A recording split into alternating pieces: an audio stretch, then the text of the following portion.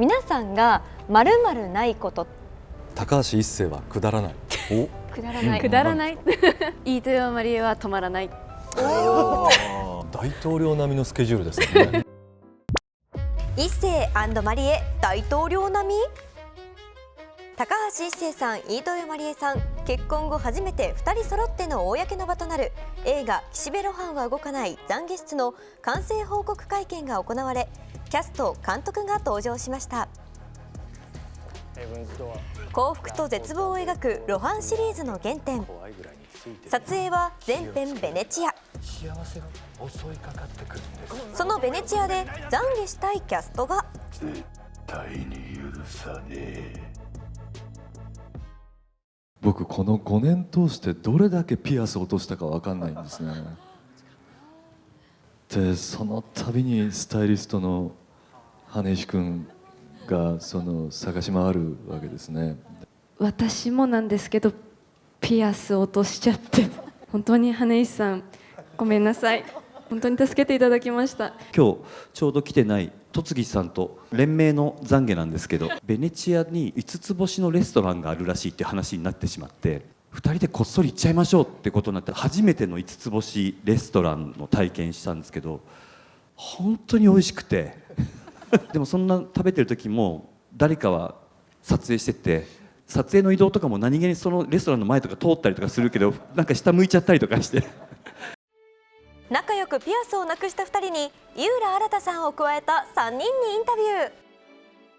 ュー。露伴はヘブンズ・ドアーという特殊能力持っていたと思うんですけど、皆さんが持ってる特殊能力ってありますか？ヘブンズ・ドアーは人を本にして生い立ちや秘密を読む能力。一生さんにもある特殊能力が。登山とか趣味なんですけど、山とか行ったりとかすると動物がいるのが分かるんです。茂みに僕が明かりをパッてヘッドライトつけたんですって。したら鹿の群れがいたらしくて、でそれが猿だった時もあるし、寝てたけどなんかすごい獣の気配がしたんですよ。多分ある種特殊能力なのかな。それで言うと、これやってみたいなって思ってたら、その分野のスペシャリストみたいな人たちが目の前にいっぱい来る。僕なんか鹿だで映画のタイトル「岸辺露伴は動かない」にちなみまして、皆さんが〇〇ないこと。高橋一生はくだらない。お、くだらない。くだらないぐらいに思ってた方がいいかなって最近思うんです。自分のことなんだけどちょっと引きで見れるような感じがするので。飯豊まりえは止まらない。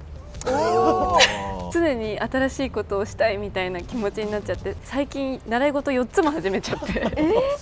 英語の習い事とお着物の着付け、アロマ座学とか勉強してて、あと絵のデッサン習い始めました。大統領並みのスケジュールですね。井浦新は記憶がない。結構ドラマになりそうですね。ドラマになりそう。スコーンってなんかおかしいんですよね。結構あまり過去は振り返らないタイプなんですか？そういう風なかっこいいことを言えたらいいですよね。今回の露伴という役は本当に高橋さんにハマり役なんじゃないかなってぐらい独特なキャラが本当にぴったりな感じがしたんですけど、この露伴っぽさを出すためのこの仕草とかって意識したこととかってあったりしましたか？仕草はね、あんまり自分で意識してこれをやろうって思ったところはないんですよね。漫画をやっぱり入る前に読ませていただいてて、頭の中にあるストックみたいなものからなんとなく自然に出てくるっていうのを待ってる気がしますね。意図的にこうしてやろうとかっていうことはあんまりないので、あとはでも声のトーンはいつも調整します。その作品に入る時、いろいろシリーズがおかげさまで長いので、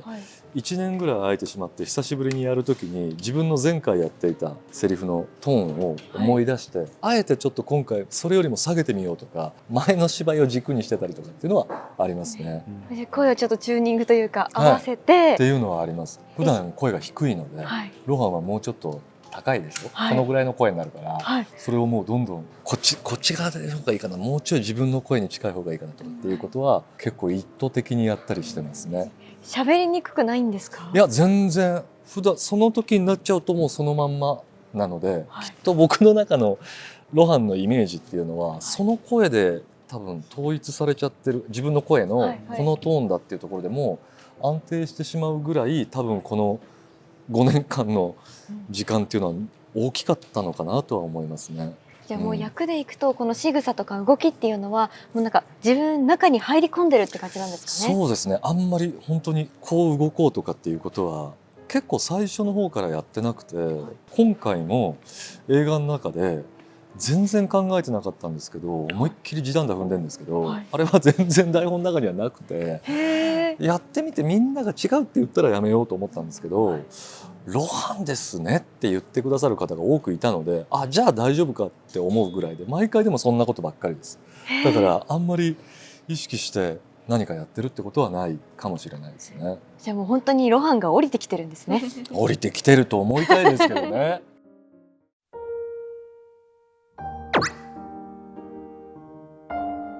最近ねちょっとくだらない運動をしてるんですよ。へえ。だからくだらないなあと思っていくとはい。楽しい。最近だと何にそう思ったんですか。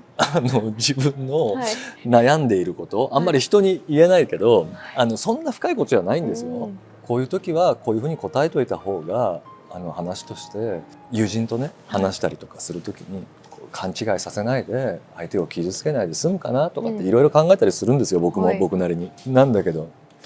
そもそもそんなこと考えてること自体くったらないなって思うとはい。なんかねもっと意外と楽に人と話せたりとかはいするから、この心意気でいこうかなとは最近思っていますけどね。もともと緊張しいじゃないんですけど、はい。それを思ってからどんどん力抜けてっちゃって、でもちょっと怖いなって、逆に力抜けすぎても怖いからもう本当にはめ外したりとかするのやめようって思っております。はい。いい塩梅を見つけながらなんですね。そうです。そこはもうやっぱりなんとなく気にしながらくだらないを貫いていきたいな。いいです。最後まで動画をご覧いただいた皆様、本当にありがとうございます。この動画へのいいねやコメント、そしてチャンネル登録をぜひよろしくお願いいたします。お願いします。フジテレビアナウンサー軽部真一と井上聖華でした。どうも。